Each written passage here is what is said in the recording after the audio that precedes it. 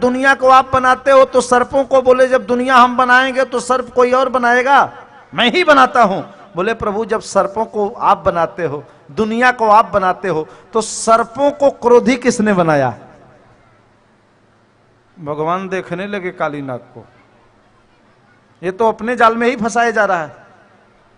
भगवान बोले भाई वो तो सब गुण धर्म सब मेरे कृपा से ही प्राप्त होता है जीव को। काली नाग बोला प्रभु एक बात बताओ, ये सर्पों के मुख में विष किसने दिया? ये सर्पों के मुख में जहर किसने दिया? कहीं से मैं लेके आया हूं क्या? भगवान बोले वो तो हम ही ने दिया है। काली नाग ने कहा अरे हमारे मुख में थोड़ा अमृत दो चार बूंद दे दिए होते तो हम भी तो आदमियों के बीच में आनंद करते, हमारा भी स्वागत सत्कार हुआ करता। अरे जो कोई पा जाता है वो कुचल डालता है, क्योंकि मुख में विष है ना। बहुत अच्छी बात कहा है काली नाग ने, बड़ा सुंदर श्लोक व्यास जी ने लिखा। क्या कहा? हाथ जोड़ लिया और कहा भवान ही कारणम तत्र सर्वज्ञो जगदीश्वर। आप ही कारण है प्रभु। ये जो जमुना का जल विषाक्त हुआ इसमें अपनी कोई गलती नहीं ठाकुर। भवान ही कारणम तत्र, अगर पूरी दुनिया आप बनाए हो तो आप हमें भी बनाए हो, और जब हमें आप बनाए हो तो हमारे मुख में विष भी आप दिए हो, और जब आपने दुनिया बनाया, आपने सर्प बनाया, आपने विष दिया, तो मार क्यों रहे हो?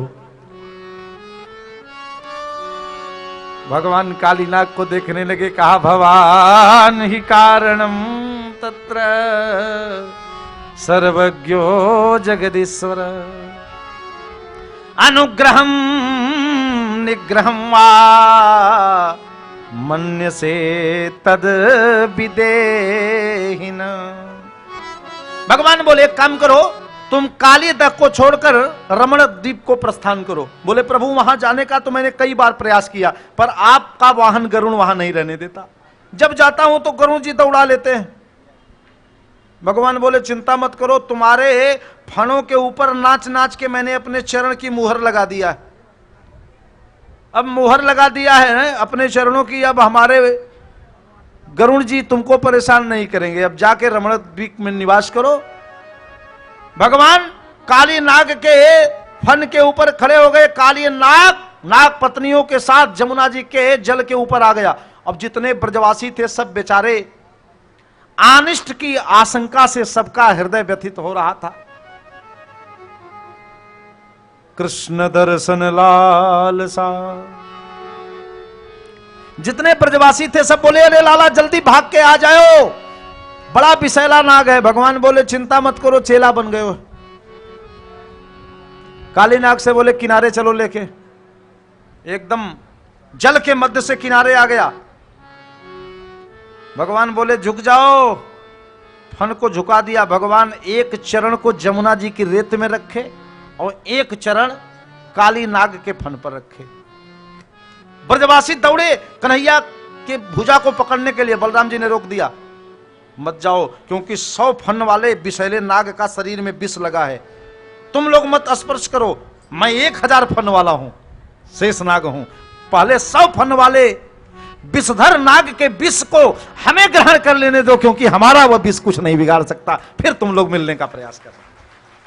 तो सर्वप्रथम भगवान कन्हैया को बलराम जी ने गले लगा लिया, क्योंकि ये तो शेष नाग है ना। बाद में एक एक ब्रजवासियों से भगवान गले मिलते हैं।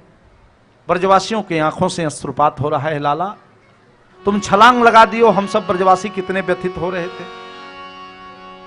भगवान प्यारे प्यारे ब्रजवासियों को साथ लेकर के वृंदावन आते हैं।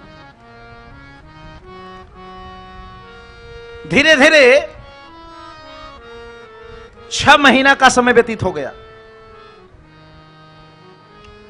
भगवान कन्हैया की उम्र हो गई 7 वर्ष। 7 वर्ष के कन्हैया हैं, और भागवत कथा में 7 का बड़ा महत्व है, अर्थात 7 का बड़ा जीवन में साथ है। 7 का साथ है। क्यों? भागवत कथा कितने दिन की होती है? 7 दिन की। भगवान कन्हैया की उम्र है 7 वर्ष की, और भगवान एक लीला करने जा रहे हैं। ब्रज में ब्रजवासी वार्षिक पूजा करते हैं देवराज इंद्र की। इंद्र का नाम ब्रज में जय जय है। जय जय के पूजा को भोग बन रहे। व्यास भगवान लिखते हैं कि पर्जन्यो भगवान इंद्रो मेघातस्यात्ममूर्तयः एभिवर्षन्ति भूतानां प्रीजनं जीवनं पयः।